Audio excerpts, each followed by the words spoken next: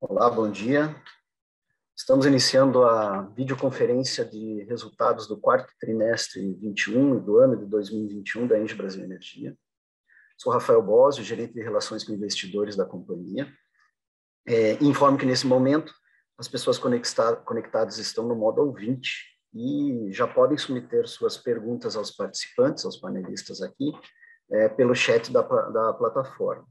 Cabe lembrar que esta videoconferência está sendo gravada. Disponibilizamos em nosso site www.engie.com.br/investidores os arquivos da apresentação que será utilizada aqui e do release de resultado, onde são divulgadas informações mais detalhadas das operações, avanço de implantação de novos projetos e análise das demonstrações financeiras. Fazer aqui o disclaimer padrão, né? Antes de prosseguir, quero esclarecer que eventuais declarações que possam ser feitas durante essa videoconferência relativas às perspectivas dos negócios da companhia devem ser tratadas como previsões, dependentes da conjuntura econômica do país, do desempenho e da regulamentação do setor elétrico, além de outras variáveis, e, portanto, estão sujeitas a mudanças. Me acompanham hoje Eduardo Sattamini, diretor-presidente de Relações com Investidores, e Marcelo Malta, diretor financeiro da companhia, para também comentar o desempenho da Engie Brasil Energia nos períodos mencionados. Lembramos que os jornalistas que desejarem fazer perguntas podem fazê-las por e-mail, enviando-as à assessoria de imprensa da companhia. Agora eu passo a palavra ao Sattamini. Sattamini, por favor, pode prosseguir. Eu vou passar os slides, é só me sinalizar que nós vamos avançando. Eu vou ali para o slide 5.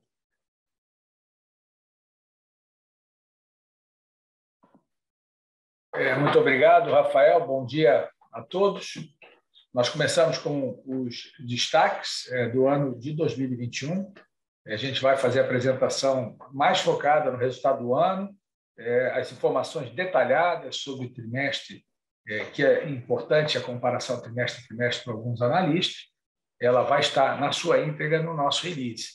A gente pode passar por alguns números do trimestre, mas o foco é analisar o que aconteceu durante o ano de 2021, como a companhia se comportou, como ela se protegeu da grave crise hidrológica que nós passamos em 2021, com o pior histórico da série de hidrologias desde a sua medição, no início da sua medição há 91 anos. Então, a gente começa com o primeiro driver, que foi a repactuação do risco hidrológico. Nós tivemos mais um ano onde a repactuação advinda da mudança regulatória, mudança legislativa, foi obtida pelos geradores hidrelétricos no final de 2020. Impactou esse ano com um valor total de 1.591. Isso é um valor 623 milhões a mais do que o primeiro valor que foi contabilizado lá no final de 2020. Então, nós tivemos já acumulado algo em torno de 2,5 bilhões de reais relativos a essa recuperação de despesas que foram sofridas pela companhia, incorridas pela companhia no período de alto despacho termoelétrico fora da ordem de mérito, importação de energia, o que deslocou a geração hídrica e, naquele momento, obrigou aos geradores hidrelétricos a compra de energia no mercado para cumprir as suas obrigações. Então, essa recuperação se deu mais uma parcela agora, no quarto trimestre, com um valor bastante significativo, da ordem de 1,2 bi no quarto trimestre. A gente tinha feito mais um reconhecimento ali, se não me engano, no terceiro trimestre, no valor um pouco menor.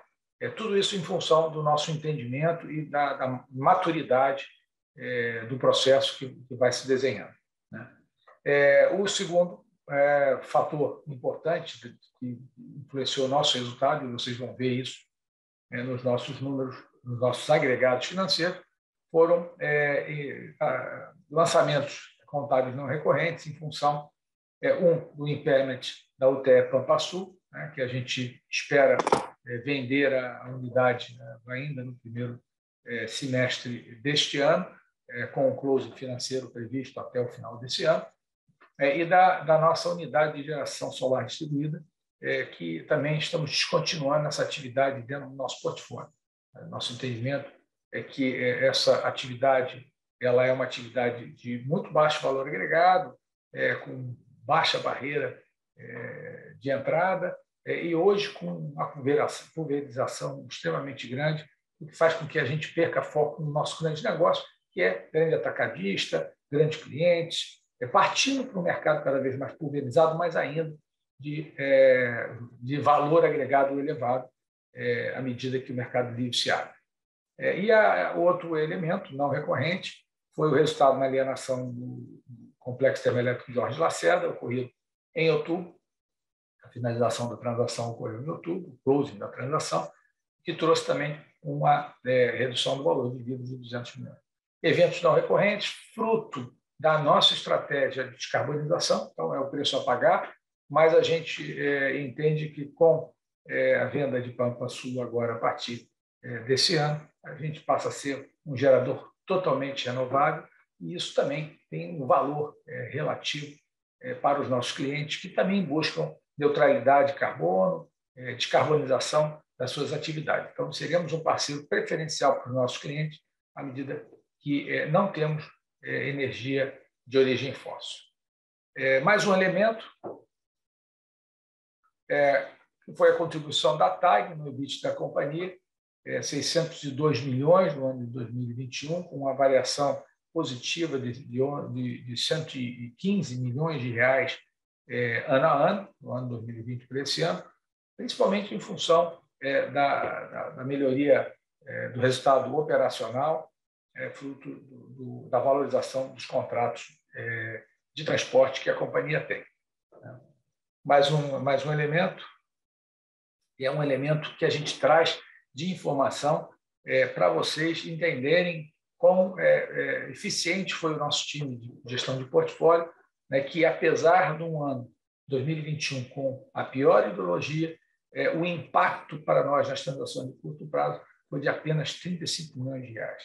Isso, obviamente, foi energia descontratada que nós deixamos para absorver um eventual DCF, foi compra no mercado de curto prazo, foram swaps de energia para que a gente pudesse ajustar o nosso portfólio e expor ele ao mínimo possível em momentos de alto preço. Isso tudo fez com que a nossa perda no mercado de curto prazo fosse limitada. Quando a gente olha com relação ao ano anterior, 2020, onde a gente teve uma situação hidrológica melhor, apesar de não tão boa, a gente teve uma perda de 276 milhões ano a ano, mas, de qualquer forma, o que a gente gostaria de trazer aqui com esse boost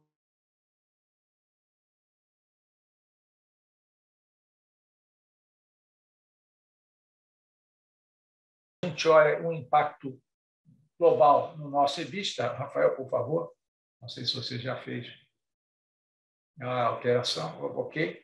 A gente percebe uma redução do EBITDA recorrente de 8,4%, né? Ok, Rafael? Mas quando a gente considera que o EBITDA ajustado, considerando os efeitos não recorrentes, a gente tem um crescimento de 12,3%. Ou seja, se eu não tivesse os eventos não recorrentes, nós teríamos, então, um acréscimo de EBITDA na ordem de 12,3%, mostrando que a empresa vem na sua estratégia de crescimento. Lembrando, nós tivemos Campo Largo 2 entrando em operação esse ano. Nós vamos falar também mais adiante a entrada em operação de Gralha Azul em agosto, o início da operação de Novo Estado em dezembro, e a gente vai falar em mais detalhe dessas obras, dessas construções que estão em andamento, que vão basear o nosso crescimento já adquirido ao longo do ano de 2022. Vamos lá, Rafael, mais um. Em relação ao lucro líquido, a gente tem, quando a gente olha apenas os fatores recorrentes, né, excluindo não recorrentes, a gente tem uma queda de 44%, né? Mas, Rafael, vamos lá botar mais uma. Quando a gente olha, tirando o efeito não recorrente, a queda é apenas de 11,8%. Natural, porque nós estamos vivendo não só um problema da crise hídrica, mas também um problema de aceleração inflacionária. E lembrando, as empresas de energia elétrica, elas são empresas que alavancam o seu crescimento. Nós não somos uma empresa muito alavancada, mas temos um nível razoável de alavancagem, até para ter uma estrutura de capital bastante eficiente. A nossa dívida ela é atrelada à inflação. E por quê? Porque os nossos contratos também são um indexador padrão da indústria. É o IPCA, foi IGPM durante algum tempo, é IPCA.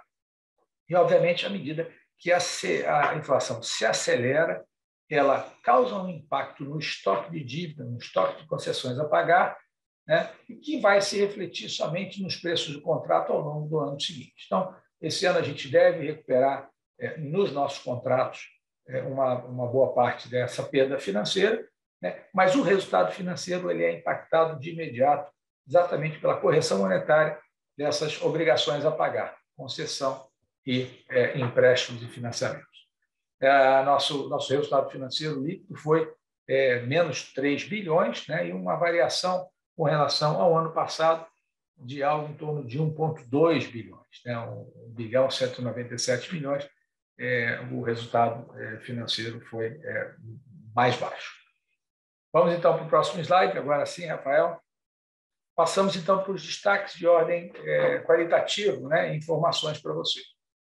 Basicamente, o primeiro bullet vem a informação de que a gente está distribuindo, com base na reserva de lucros retidos em 2022, 638,7 milhões a mais do que o lucro distribuível de 2021. Isso tem o objetivo principal de manter o nível de proventos, total de proventos, do ano passado, que foi da ordem de 2 bilhões e 17, e a gente, então, com essa medida de distribuição dos lucros retidos no ano passado, a gente alcança 2 bilhões e 38 milhões, ou seja, quase 2,5 reais por ação, elevando aí para um dividend yield, uma estabilidade no dividend yield para os nossos acionistas. Outro ponto extremamente importante é que com a venda do Complexo Jorge Lacerda, a gente atinge 95,8% da nossa capacidade instalada em energia renovável e almejando que até o final do ano a gente possa limpar então o nosso portfólio e estarmos totalmente renováveis e a partir do ano que vem poder anunciar 100% de energia renovável no nosso portfólio. Outro destaque importante foi o início da operação comercial de Novo Estado, através da entrada em operação e da energização da subestação de Serra Pelada, e ligando, então, a linha Serra Pelada e Itacaiunas. E nós temos esse é um marco extremamente importante para nós, e a gente deve também, mais no final no início do segundo trimestre, está anunciando aí mais uma etapa cumprida desse projeto e mais um pedaço da rápida sendo beneficiado. Vamos lá para o próximo slide. O Conselho de Administração também aprovou a aquisição dos conjuntos fotovoltaicos Paracatu e Floresta. Lembre que a gente, no ano passado, se não me engano, no terceiro trimestre, anunciou a formação do Comitê de Partes Relacionadas para analisar a compra desses 2 ativos de geração solar. Isso foi concretizado, foi feito. O Comitê de Partes Relacionadas teve o apoio de advisors externos, como o principal Bradesco, tivemos Machado Meyer também, a Intertec, foram os 3 principais advisors ao Comitê de Partes Relacionadas, para que esse pudesse ter uma avaliação completa e isenta desses ativos. E o valor pago, então, por esses 259,8 megawatts-pico de capacidade instalada foi de 625 milhões de valor de equity. Esse ativo tem um nível de alavancagem relativamente baixo, 50%. Então, isso representa aí um retorno bastante satisfatório para a ANEEL Brasil Energia, considerando que o ativo é um ativo sem risco de construção. Um outro destaque, que a companhia foi uma das 3 empresas brasileiras incluídas no ranking das 100 empresas globais mais sustentáveis da revista Corporate Knights. Nós ficamos na 23ª posição, atrás do Banco do Brasil, na 21ª posição, e à frente da Natura, que ficou na 88ª posição.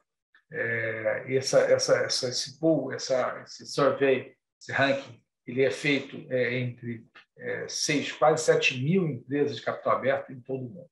Então, isso nos orgulhou bastante e a gente busca aí melhorar ainda mais a posição à medida que a gente limpa a matriz de geração da companhia. A companhia obteve um certificado de gestão integrada pelo Bureau Veritas, isso é uma coisa bastante natural, das nossas usinas, todas as nossas usinas hidrelétricas estão agregando aí Jaguara e Miranda, que eram usinas que foram recentemente adquiridas, mas que também precisavam dessa certificação para que a gente pudesse ter 100% das nossas grandes usinas certificadas.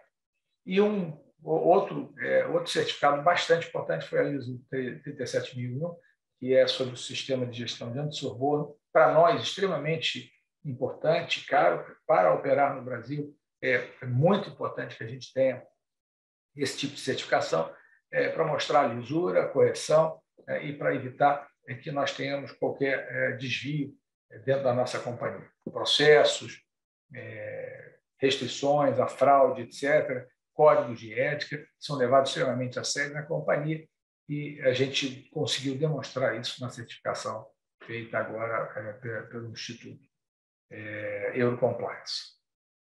Rafael? Bom, a gente passa, a partir desse trimestre, a falar sobre os destaques de ESG. Em 2021, nós tivemos aí alguns elementos bastante importantes. Então, o primeiro dele é a capacidade instalada em percentuais de renováveis, ou seja, a gente vem crescendo ano a ano. Óbvio, a gente vai ter um salto significativo a partir desse ano, em função da venda de Jorge Lacerda, no ano que vem também, quando a gente vai a 100%, mas a gente vinha já com um crescimento contínuo de nova geração, então aumentando esse percentual. A intensidade de emissões ela varia em função do despacho das termoelétricas. Nós tivemos no ano 2020 com bastante despacho, 2021 foi um pouco menor, e agora, a partir de 2022, com a saída de Jorge Lacerda, esse valor vai cair significativamente.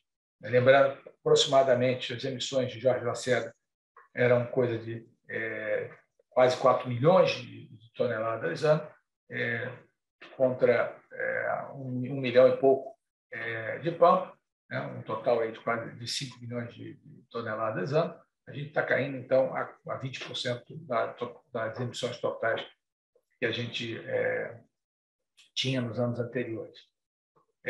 Então, a gente vai olhar ali as emissões totais de crédito carbono. A gente tem aí, como disse, uma volatilidade nas emissões dos anos anteriores em função do despacho termoelétrico, mas a gente tem uma geração de créditos carbono crescente em função desses novos projetos que a gente tem empreendido na área de renováveis não convencionais.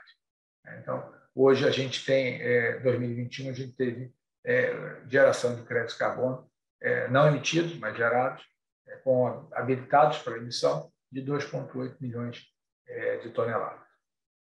A gente também passa a acompanhar o consumo de água. A tendência nossa é ter um controle maior sobre o consumo de água, também um bem escasso, para que a gente possa também impactar menos na questão da disponibilidade de água no planeta. Com relação à diversidade, o percentual de mulheres na força de trabalho vem aumentando. A gente tem feito um esforço bastante grande para atrair mulheres para a nossa força de trabalho operacional. Nós temos uma indústria extremamente masculina, de história extremamente masculina, coisa que a gente está tentando mudar. Temos feito vários programas de treinamento focados para mulheres, agora com cursos de operadoras mantenedoras para as eólicas do Nordeste, exclusivamente para mulheres. Inclusive, amanhã, a nossa diretora administrativa está indo a Umburanas para a formatura do primeiro grupo de mulheres formado exclusivamente por mulheres para a operação das nossas usinas. E, com relação aos investimentos em responsabilidade social, nós temos mantido aí 100% da utilização dos recursos incentivados nos últimos anos. Há, obviamente, uma disponibilidade maior ou menor em função do lucro tributário. Né? Quando a gente tem impactos tributários, como isso é um percentual do nosso lucro tributário, ele pode sofrer variações ao longo dos anos. Vamos para o próximo slide, Rafael. Comercialização de energia, mais um. Bom, isso aí basicamente dá um panorama da nossa disponibilidade de energia para os próximos anos, no primeiro gráfico à esquerda, quando a gente vê que a nossa política é uma política de manter uma energia descontratada para eventual impacto hidrelétrico. Isso vai aumentando, obviamente, à medida que a gente vai se distanciando do ano presente, porque nós precisamos não só ter a reserva hidráulica, mas também a capacidade de atender nossos clientes e a renovação dos contratos dos nossos clientes. Então, é essa a maneira que a gente atua, a gente vende a energia, a gente tem targets, a gente tem objetivos de estar vendido para os próximos anos. É uma estratégia nossa de expor a companhia muito pouco a grandes volatilidades de preço que podem ocorrer entre um ano e outro, em função do caráter de muita dependência da hidroeletricidade ainda que nós temos no país. Então, a gente tem essa visão de estar sempre vendendo energia, mas também estar com um nível de contratação sempre para os próximos 3, 4 anos bastante elevado. É o que a gente percebe aqui, ou seja, até 2024, a gente tem 78% da nossa energia vendida, ou seja, se a gente tirar a reserva razoável para que a gente suporte uma hidrologia bastante crítica, que seria alguma coisa entre 10% e 12%, a gente teria 10% do nosso portfólio para venda no Mercado Livre em 2024, ou seja, aproximadamente aí, 550 megawatts médios de capacidade.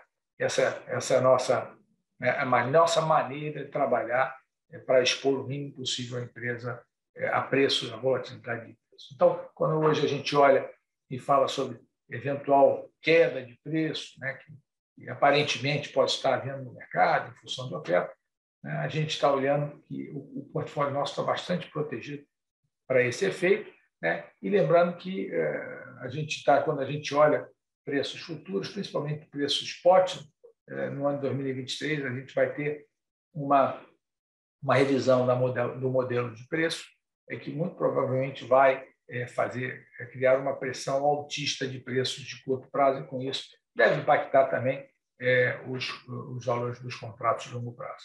Isso, de certa forma, a gente já olha agora, porque com a melhoria da hidrologia do ano de 2020, a gente observou, no final de 2021, a hidrologia mais favorável do que a esperada.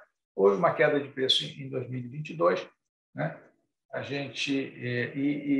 2023 teve uma variação muito pequena, porque já se observa o modelo mudando, ele vai também mudar o patamar, ele vai deixar menos volatilidade no nosso modelo de preço, o que é importante para a estabilidade de preços e para uma estratégia mais adequada do operador.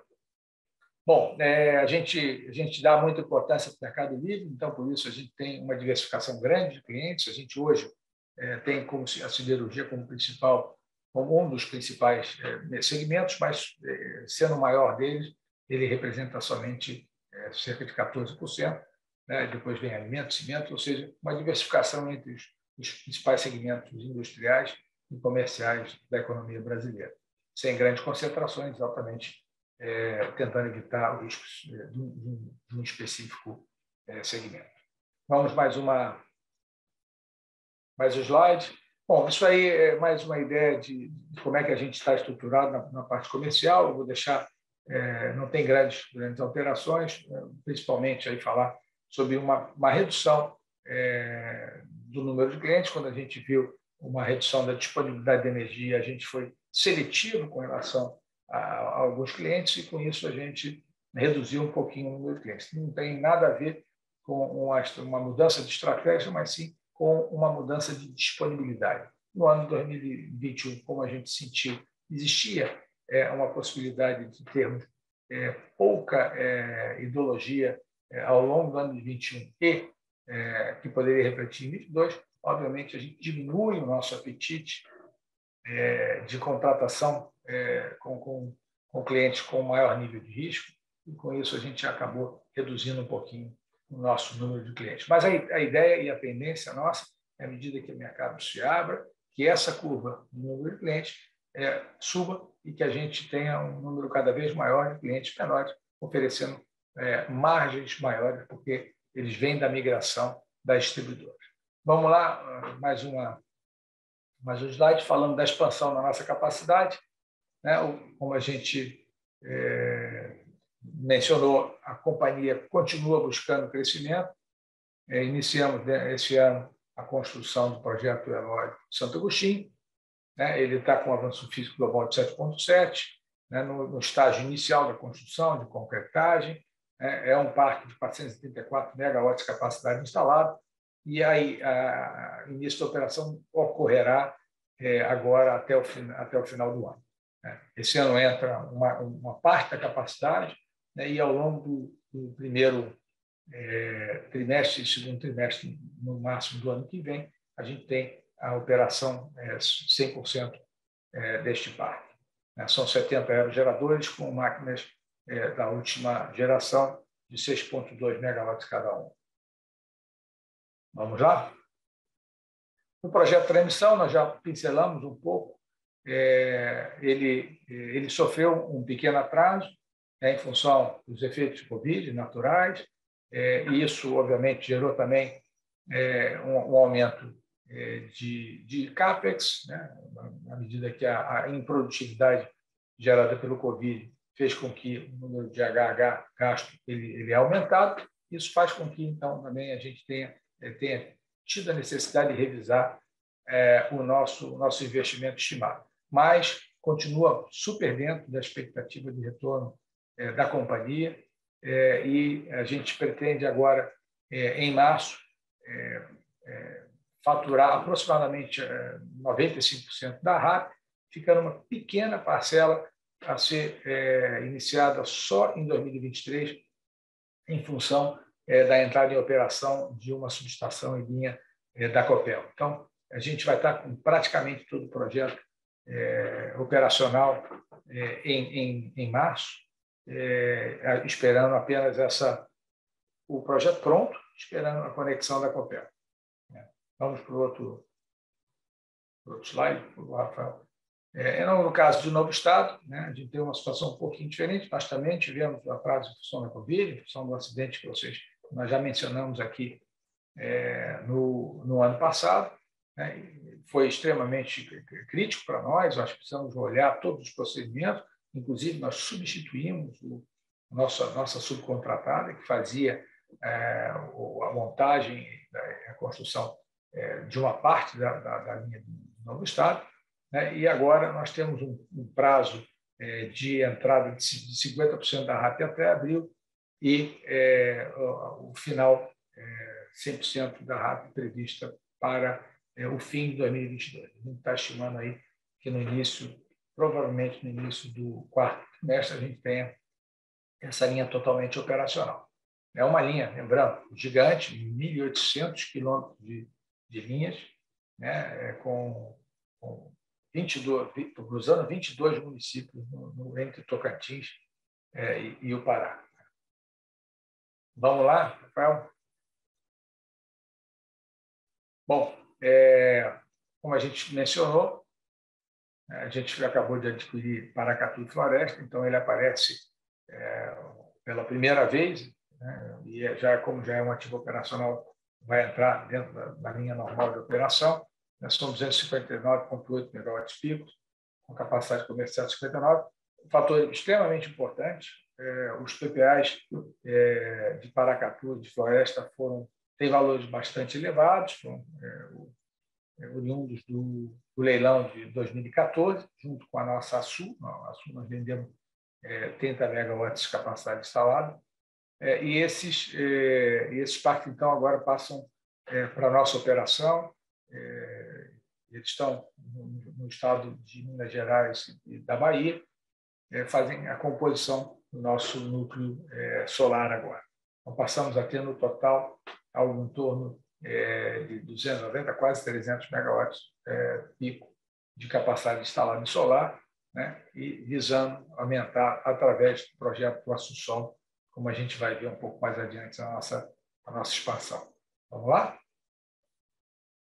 Bom, geral também sempre aqui, né, a intenção do controlador em algum momento do tempo trazer esse ativo, né, o ativo tem melhorado bastante a sua gestão, diminuído a sua exposição ao GCF através da compra de energia no mercado, com melhorias operacionais, discutindo aí operação em cota constante. Então, tem algumas melhorias significativas que, em geral, vem sofrendo ao longo desses primeiros anos de operação. Em algum momento, a gente vai ter o controlador trazendo esse ativo para a nossa avaliação, para a avaliação do Comitê de Parque Relacionado, para que a gente possa, então, agregar na Índice de Energia o ativo geral. Vamos lá, Rafael. E como a gente estava falando, projetos em desenvolvimento, a gente tem um gráficozinho, pequeno gráfico à esquerda na parte de baixo, mostrando aí a evolução do nosso pipeline. Hoje nós estamos com 2,2 gigawatts de pipeline, basicamente solar e fotovoltaico, nossas renováveis, né? A gente tem, como nós mencionamos, adquirimos recentemente, cadê o Açu Sol? Conjunto fotovoltaico Açu, né, que está com 870 megawatts lá, né? Consolidando com os nossos outros 2 projetos de Açu no mesmo parque, na mesma região. Obrigado, Rafael. Vamos adiante? Eu vou passar agora para o Malta para ele falar do desempenho financeiro.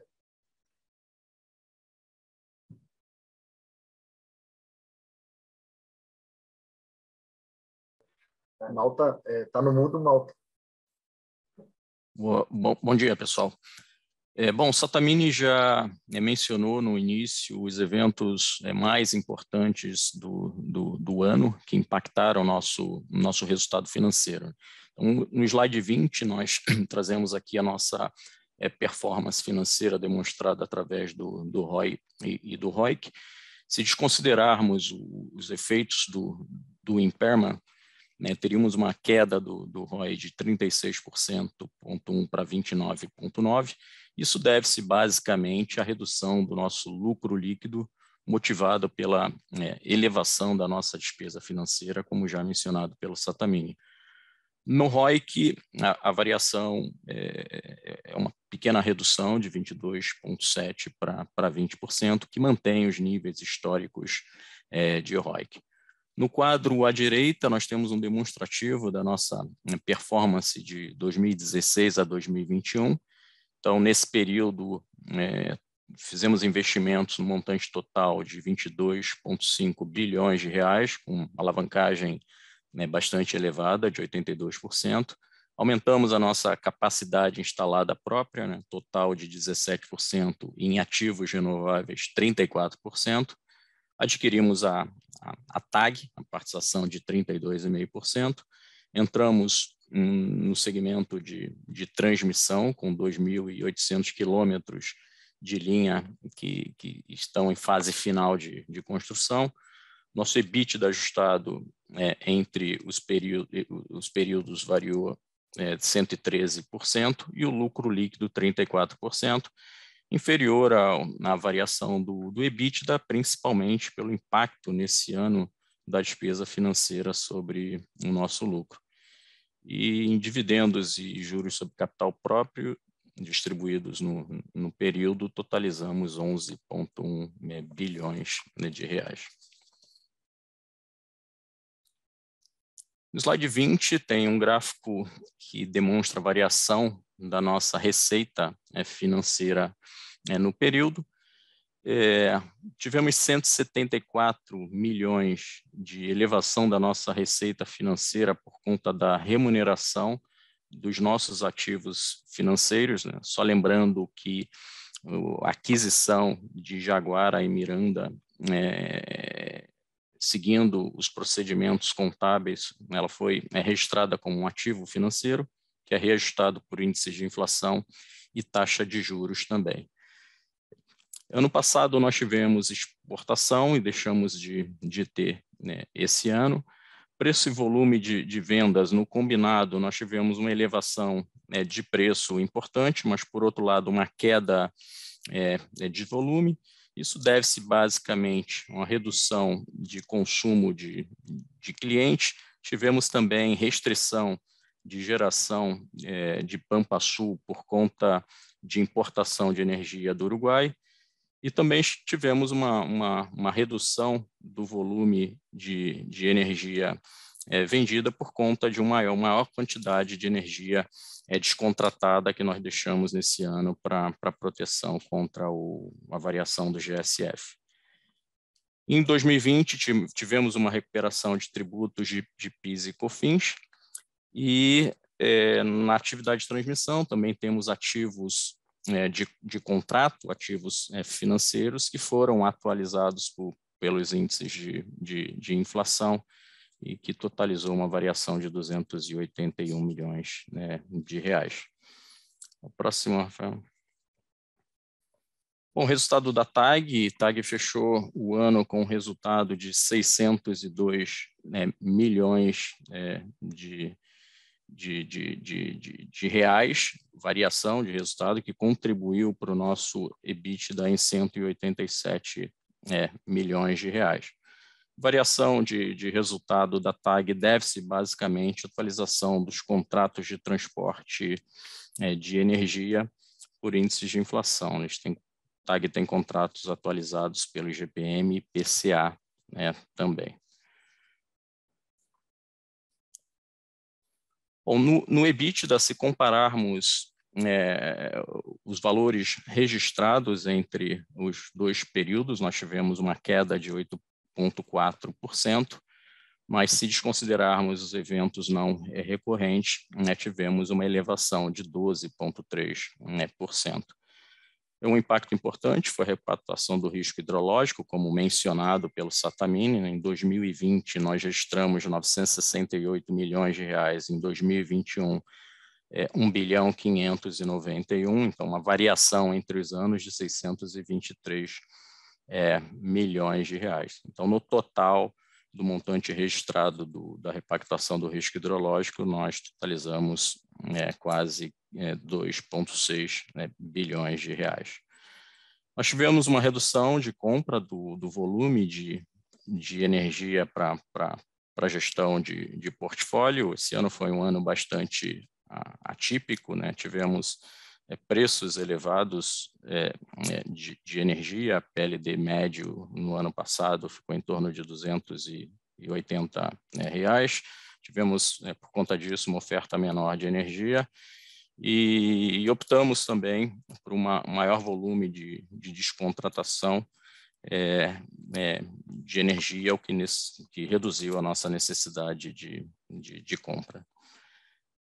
Já mencionei a remuneração do ativo financeiro de Jaguara e Miranda, que elevou o nosso EBITDA em 174 milhões. Preço e volume também já mencionei no slide anterior. Tivemos elevação dos encargos regulatórios dos nossos contratos de prestação de serviço, principalmente serviços de OIM, por conta de atualização dos contratos pelos índices de inflação.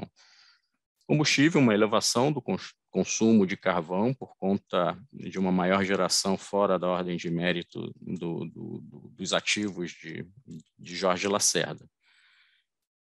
Transações na CCE, o Sattamini já mencionou que o impacto no ano de 2021 foi negativo, né, somente de 35 milhões de reais, muito por conta da nossa gestão eficiente do portfólio, que mitigou os riscos de exposição ao GSF. Então, essa variação de 295 milhões deve-se principalmente ao fato de, no ano de 2020, nós termos fechado com uma posição positiva de 240 milhões de transações na CCA. A equivalência patrimonial, como eu já mencionei também, a nossa participação sobre a variação do resultado da TAG. E a penúltima coluna, o impacto não recorrente, como já mencionado também, que é o impairment de Pampa Sul e Engie Geração Solar Distribuída, e também a perda de capital que nós tivemos na venda dos ativos de Jorge Lacerda.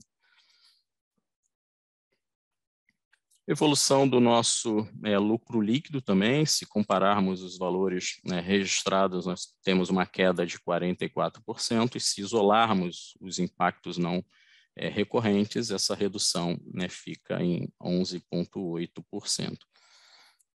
O principal impacto aqui, como já mencionado também pelo Sattamini, é a despesa financeira sobre o nosso estoque de dívidas, lembrando que cerca de 66% do total da nossa dívida está indexada ao IPCA.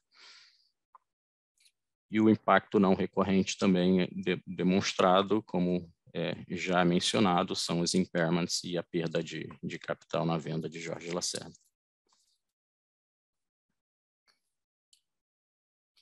Bom, aqui é demonstrativo do nosso endividamento, uma elevação de 20 para 21, principalmente em razão dos saques de financiamento para Santo Agostinho e também emissão de debêntures para financiar o equity de Santo Agostinho, e também liberações remanescentes dos financiamentos de Gralha Azul e Novo Estado.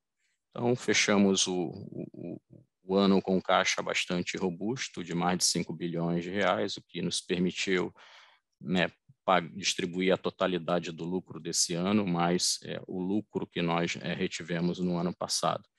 Em termos de alavancagem, ainda em níveis bastante confortáveis, fechamos o ano com 2 vezes a líquida dívida EBITDA. E o perfil da nossa dívida, eu acho que cabe destacar uma parcela expressiva que vence em 2022, taxa pré, em 2020, nós decidimos fazer um swap das nossas dívidas indexadas ao CDI, que venciam em 21 e 22. Isso se mostrou uma decisão bastante acertada, está gerando ganhos financeiros expressivos para a companhia. Então, como no quadro à direita, a composição do nosso endividamento, uma parcela importante indexada ao IPCA, como eu mencionei. O duration da nossa dívida hoje está em 6,9 anos, e o custo nominal hoje está em 13,1% ao ano, o que equivale ao IPCA mais 2,8%. Próximo. Aqui o nosso plano de investimentos, 2022, nós temos principalmente os investimentos em Santo Agostinho e parcelas pequenas ainda remanescentes de Gralha Azul e Novo Estado. 2023, também os investimentos que ficaram faltando para concluir as obras de Santo Agostinho. Aqui o histórico da nossa distribuição de dividendos, como já mencionado, em 2021, nós vamos distribuir a totalidade do nosso lucro líquido ajustado do ano, além do montante que nós retivemos do lucro do ano passado. Com isso, a gente fecha um yield de 6,2%.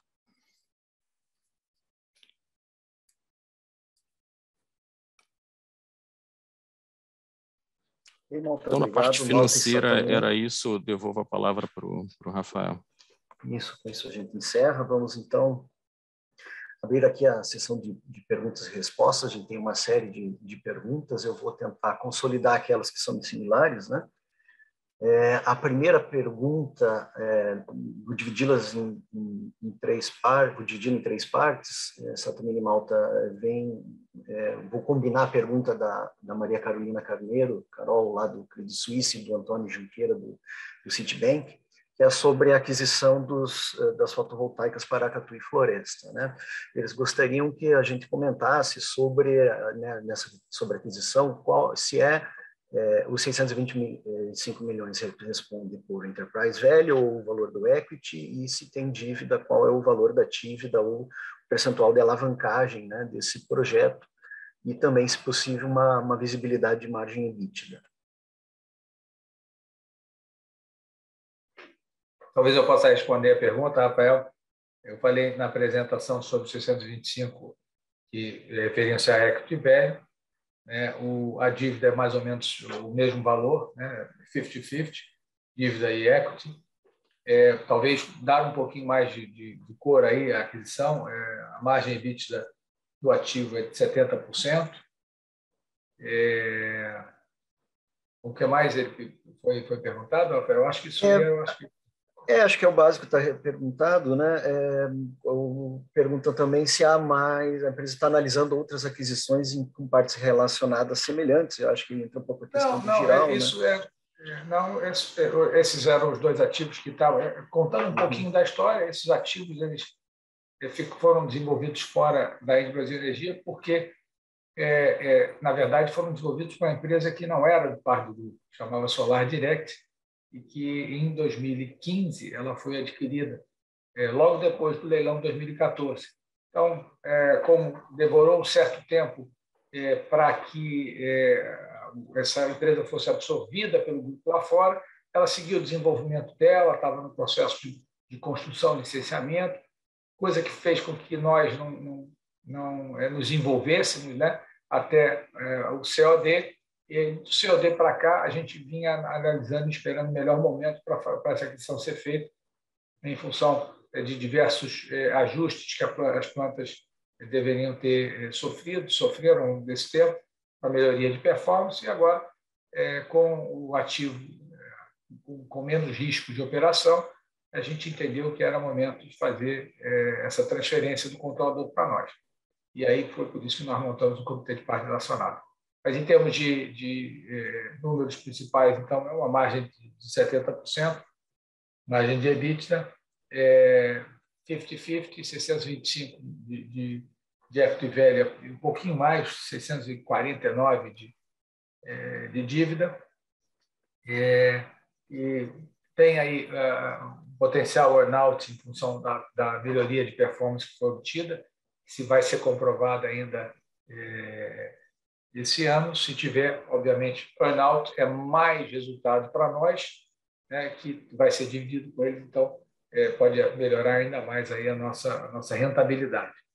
Então, foi uma aquisição bastante interessante para as partes, né? Não era um ativo isolado aqui, de tamanho relativamente pequeno, então fazia todo sentido para a Ende transferir e manter a Ende Brasil Energia como a única operadora de ativos de geração aqui no país, fora Giral, que tem uma participação. Na verdade, Giral, nós somos uma parte interessada, com 40%, não somos o controlador, somos o acionista de referência, né, e que também, né, no momento adequado, ele será trazido à análise, né? Não há nenhum. Teve uma outra pergunta que eu vi aqui pelo chat de uma pessoa física, né? Não há nenhum trigger ainda, não foi iniciado, startado nenhum processo de aquisição. Isso será feito no momento adequado, que o controlador entender que o ativo está pronto, né, com seus riscos mitigados, para evitar, né, que a gente tenha uma divergência grande de percepções entre a empresa e o controlador. Então, a gente precisa diminuir ao máximo as incertezas para que a gente possa ter uma discussão saudável, né, como a gente teve agora nos ativos solares, né? Eu acho que você também dá, então, acho que para complementar também, o Bruno, que fez essa pergunta sobre o Giral, ele questiona o nosso interesse em ativos de geração hidrelétrica. Acho que valia a pena um comentário, né? Olha só, nós somos um grande operador de hidrelétrica no país, né, talvez o maior, e nosso interesse por hidrelétrica é grande. Obviamente, hidrelétrica por hidrelétrica somente, né, não é o nosso foco. A gente vem crescendo muito em renováveis para que a gente possa ter um balanço, né, uma matriz de energia, de geração mais equilibrada, até para que a gente possa diminuir o risco do portfólio como um todo, né? É óbvio que a aquisição geral ela aumenta o percentual de energia hidrelétrica no nosso portfólio, mas também libera a capacidade para a gente poder investir mais em renováveis não convencionais, à medida que, obviamente, escoamento e transmissão cresça, né? Hoje a gente tem aí um grande gargalo no Nordeste do país, que é o grande foco da geração de energia renovável não convencional, que é a transmissão, né, e a transferência da energia, a capacidade de transferência da energia do Nordeste para o centro, com grande centro consumidor, que é o Sudeste. Mas temos, sim, interesse em eletricidade, podem vir outros ativos, obviamente, ativos greenfield hidrelétrico a gente vai ver cada vez menos, né, pelas restrições ambientais que a gente vê no país, né, mas ele complementa aí a nossa capacidade de geração e vai nos propiciar crescer ainda mais em renovável não convencional. Perfeito, Sattamini, obrigado. Indo para a segunda pergunta aqui da Carol, é sobre GSF, né, perspectiva para 2022. Ela pergunta também sobre estratégia de proteção. Acho que o mercado sabe que a gente não abre, mas acho que você pode fazer um comentário, né? Sim, GSF, a expectativa no final do ano passado, né, diria ali no início do quarto trimestre do ano passado, era de um GSF muito mais baixo, né, com uma situação hídrica muito pior. Tanto é que o governo lançou ali naquele momento medidas de redução do consumo, despacho termoelétrico, etc. E, obviamente, a empresa se preparou para um cenário mais crítico, né? Sempre falo que existe uma assimetria aí na situação de ficar curto num período de ideologia ruim ou longo num período de ideologia boa.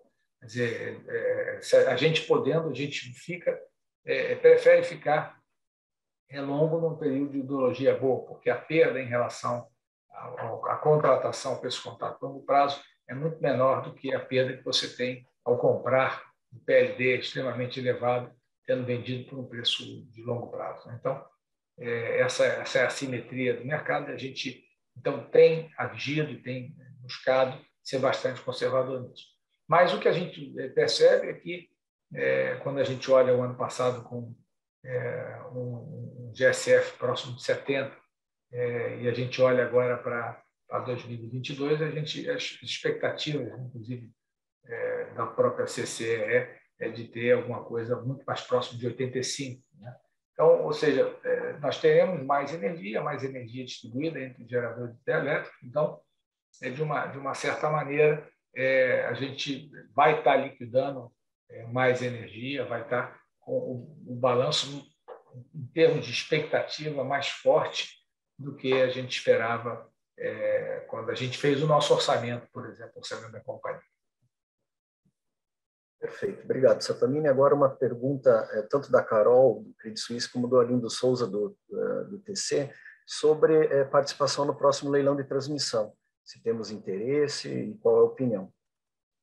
Sempre, transmissão também é um foco nosso, né? A gente entende que contribui para a transição energética através, como a gente disse, da transferência de energia da área de produção para a área de consumo, né? É uma atividade que dá estabilidade também ao nosso fluxo, dá oportunidade de crescimento. Então, é sempre o que a gente lembra, né?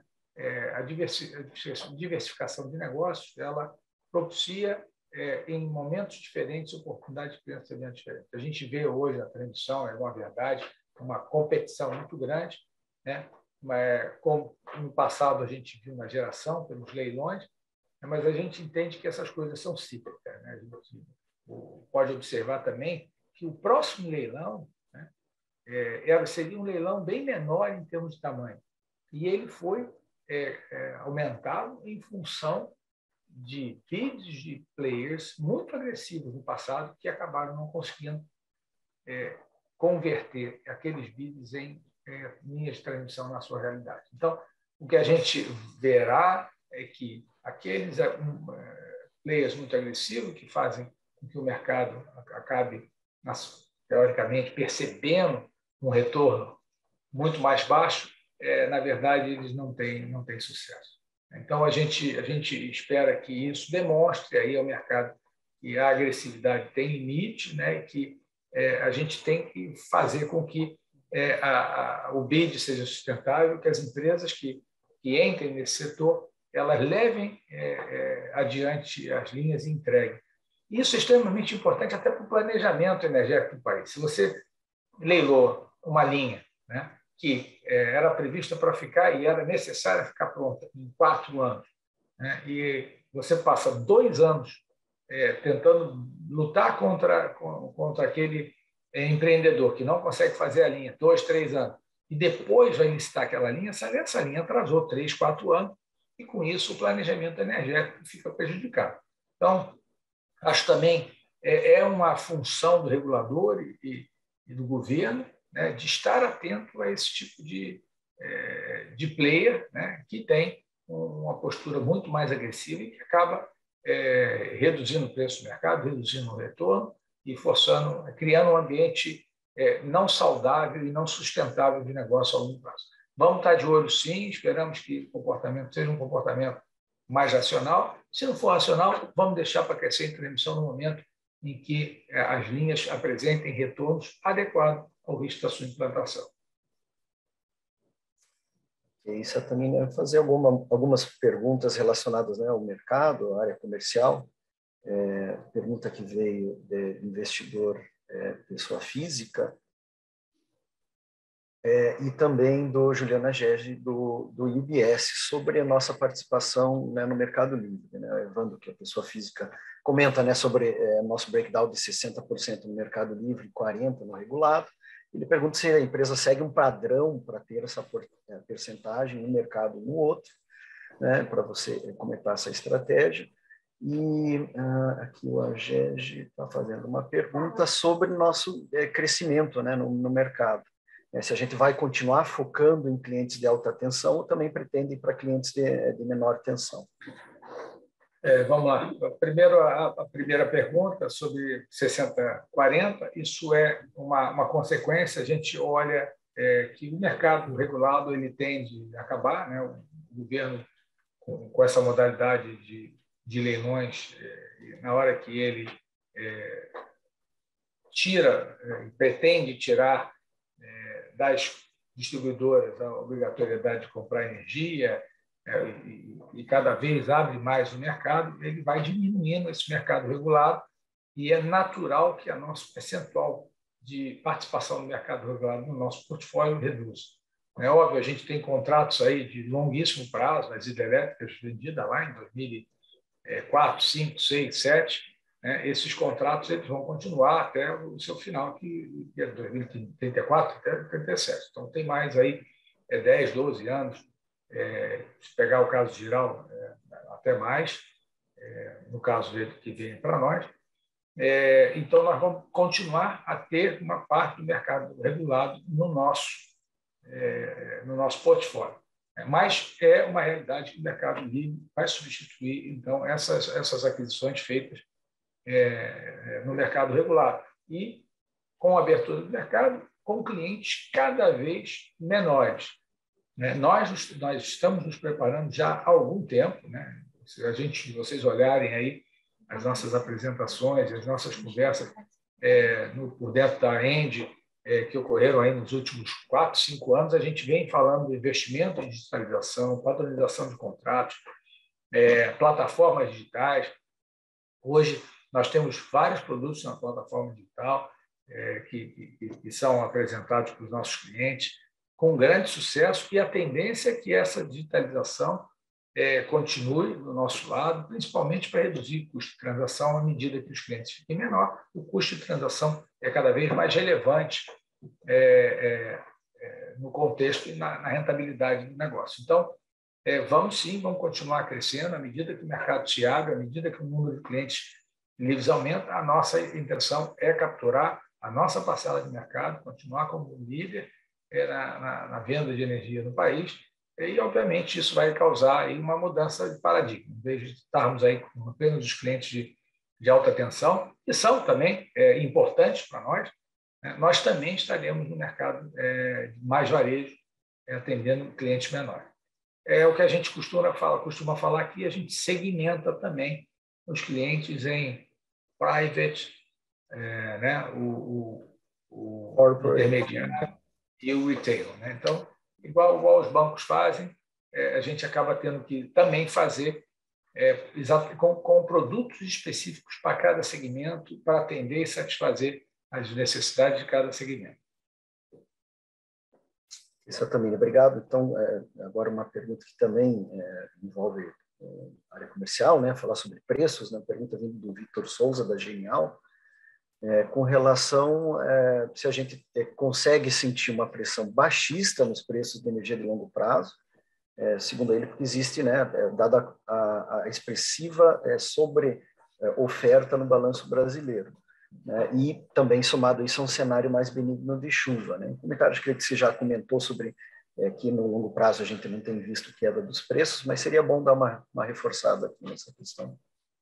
Assim, o preço de longo prazo, ele tem de longuíssimo prazo, tá? Assim, de 5, 6, 7 anos para frente, você tende ao custo marginal da expansão, que tem decrescido ao longo dos últimos anos, principalmente pelo barateamento e melhoria de eficiência dos equipamentos eólicos e solares. Né? Eles têm um limite, né? E o que a gente percebe é que também agora, com a inflação das commodities, com a desvalorização cambial, esses preços já estão mais altos no futuro. Então, a gente já percebe até um descolamento do custo marginal de expansão da oferta. Pode ser até que isso seja já fruto dessa possível sobreoferta que a gente observa num período intermediário ali. E nesse período intermediário que a nossa empresa tem um alto nível de contratação. Então, nós não estamos preocupados com essa eventual sobreoferta. Agora, lembrando, sobreoferta, preços baixos, frustração de rentabilidade para os projetos, e o que vai acontecer é que esses desenvolvedores de projetos que venderam energia a preço baixo não vão ter o retorno satisfatório e serão penalizados pelos seus investidores, serão penalizados também pelos seus financiadores, né?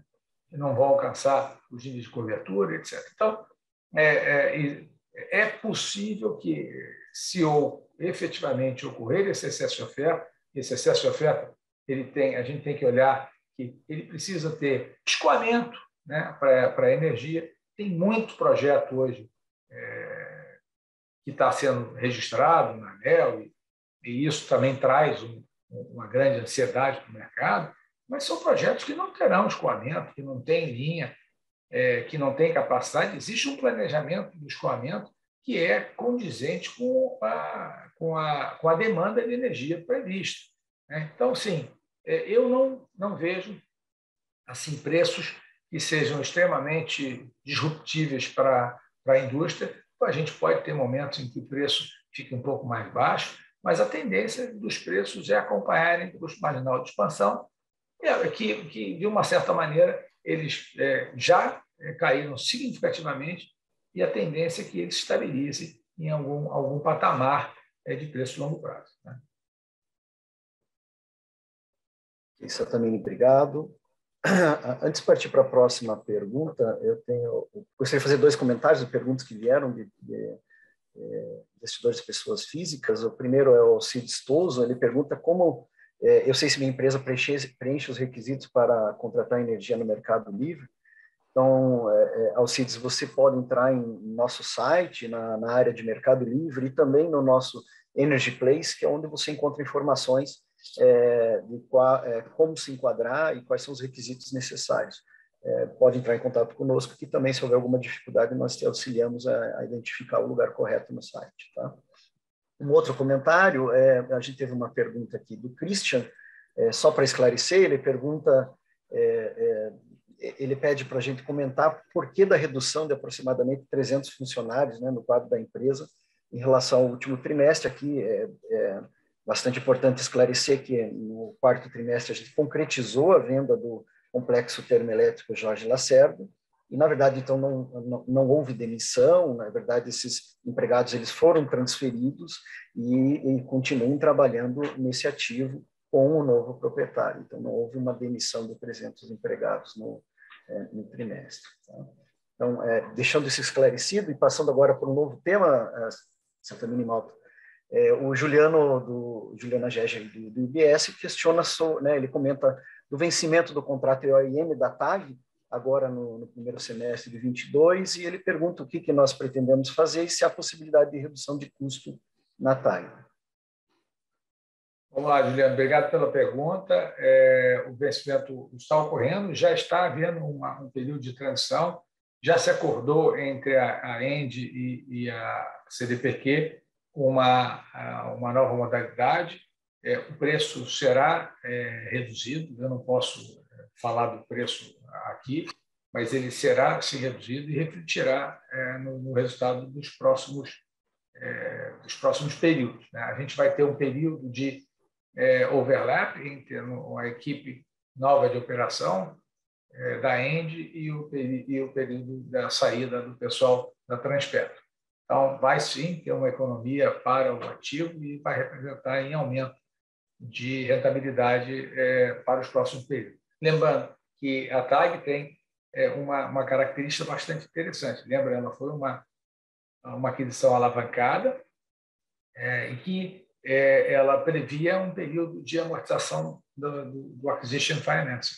Então, ela vai aumentando aí a sua rentabilidade também significativamente nos próximos anos em função da redução da despesa financeira, fruto das amortizações do financiamento. Tá? Então, a nossa expectativa é que a gente tenha resultados crescentes na TAG nos próximos anos. Aí nós teremos o vencimento dos contratos originais da Petrobras, e aí entram contratos regulados, e aí a gente entra no modelo normal de remuneração de base de ativos, né? Mas a gente, até lá, nós teremos aí uma melhoria de rentabilidade, na verdade, melhoria de geração de resultados e, com isso, melhoria de distribuição, contribuição maior para o EBITDA da ENDE Brasil Energia. Obrigado, Sattamini. Uma pergunta sobre alavancagem. O Arlindo Souza, do TC, nos questiona se a gente pretende financiar novos projetos, mantendo a estrutura de capital atual, ou seria factível um aumento na alavancagem financeira? Olha, sim, a gente tem espaço para alavancar um pouco mais a companhia, né? A gente, pela nossa sensibilidade, o limite máximo de alavancagem para manter o rating AAA junto à nossa classificadora de risco é da ordem de 3,5 dívida líquida e vista, né? A gente tem um histórico de estabilidade de geração de resultado, e a ideia é a gente manter um nível, obviamente, de alavancagem que seja ótimo, né? Considerando que o limite máximo para a manutenção do rating é 3,5. Isso não quer dizer que eu vou pular para 3,5 e ficar em 3,5 o resto da vida, não. A gente entende que até 3,5 eu posso, durante a fase de investimento, né? E a partir do momento em que aquele ativo que eu estou investindo através de equity dívida, um percentual maior de dívida, ele gera o EBITDA, então ele vai imediatamente contribuir para a redução dessa referência dívida líquida e vista. Então, a gente pode ir até 3,5, mas ele rapidamente retorna a 2, 2,5, que é o que a gente entende que é um nível razoável para a operação no longo prazo. Então, vai ficar flutuando ali entre os 2, 2,5 e 3,5 à medida que os investimentos vão acontecendo. Se houver a necessidade de um crescimento mais robusto, aí sim a gente pode analisar uma outra estrutura de capital, mas que, pelo momento, a gente não tem nenhuma intenção. Obrigado, Sattamini. A gente está tempo um pouco estourado, mas eu vou partir para duas últimas perguntas, porque eu acho que é importante a gente comentar. A primeira vem do Rodrigo, investidor pessoa física. Ele está nos perguntando sobre os atrasos na implantação dos projetos e nominou Gralha Azul, Novo Estado e Santo Agostinho. Eu só queria esclarecer que ele colocou aqui que no Santo Agostinho passou de março de 23 para o primeiro trimestre de 24. Não é o que está acontecendo, tá, Rodrigo? Na verdade, Santo Agostinho, a previsão era março de 2023, nós estamos antecipando para final de 2022, não primeiro trimestre de 2024. Sattamini, você quer comentar? Você já falou sobre a questão de Covid, os impactos que a gente teve na implantação desses projetos, mas queria fazer algum comentário adicional. Gralha Azul, Novo Estado, a questão das chuvas lá no norte. Não, assim, Rafael, são coisas normais. Eles estão atrasados em relação ao que a gente almejava como meta interna, né? Mas está bem alinhado com o que seria o nosso business plan, ou seja, isso não afeta de forma significativa a rentabilidade dos projetos. Tá? Então, acho que talvez seja o único aspecto a ressaltar, né? E que eles estão muito adiantados com relação às obrigações junto ao regulador, mas muito, significativamente. Então, só para ter uma ideia, a Gralha Azul entrou 18 meses antes. Né? Então, ele estará pronto praticamente 12 meses antes, 100% da operação, 12 meses antes da expectativa. Então, assim, na verdade, nós não temos um atraso com relação à regulação, temos uma antecipação bastante significativa. Perfeito, Sattamini, obrigado. Gente, eu vou partir para uma última pergunta e sempre deixando o canal aberto aqui com a área de relações com investidores para responder as que eventualmente a gente não consiga endereçar aqui durante o prazo do nosso call. Sattamini, a última pergunta vem do Ricardo, uma pergunta pedindo para você endereçar quais são as principais apostas da Engie para 2022. Nossas apostas são entregar os projetos que a gente ainda tem na carteira dentro do orçamento revisado e do prazo. Eu acho que a gente está no caminho bom. Nosso time de implantação está se esforçando bastante para isso. Né? Desenvolver a nova capacidade através de contratos com nossos clientes livres. E também nosso time de comercialização e desenvolvimento está bastante focado nisso. E, obviamente, prezar pela eficiência operacional, né? Extrair o melhor possível do nosso ativo, estar atento à regulação. Nós temos aí um ano bastante importante para que a gente esteja atento às mudanças regulatórias e que elas sejam feitas de maneira racional e que venham a equilibrar os interesses dos diversos agentes, que seja um ambiente cada vez mais saudável para operar no Brasil. A gente tem conseguido isso, se a gente olhar ao longo desses 22 anos de operação, a operação tem sido, óbvio, a gente tem altos e baixos, mas, de uma certa maneira, a amplitude dessas variações é muito pequena. Né? Nós temos conseguido influenciar a regulação de forma favorável, ter um ambiente muito bom de negócios no Brasil e também navegar bem, mitigando risco, reduzindo os downsides da nossa operação. Então, são essas apostas nossas aí. A gente vai crescer, temos já um crescimento adquirido, né? E vamos buscar crescimento, lembrando, crescimento rentável.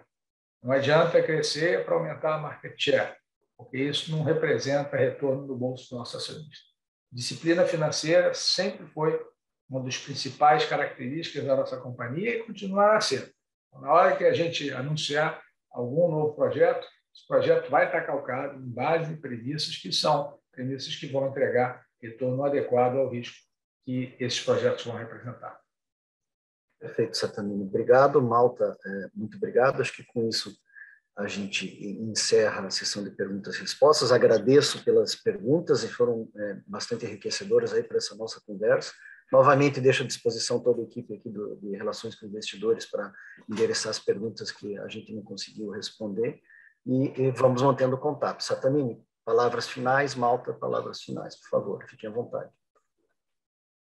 Agradecer aí a presença de todos. Nós tivemos um número bastante grande aí de participantes. A gente fica muito orgulhoso de chamar a atenção, né, de ter a presença de todos vocês aqui conosco. Então, um abraço, até o resultado do primeiro trimestre, se não antes, aí, qualquer coisa que a gente tenha importante para anunciar. Ok. Bom, obrigado pela participação de todos. É sempre uma honra estar com vocês. E até o próximo trimestre.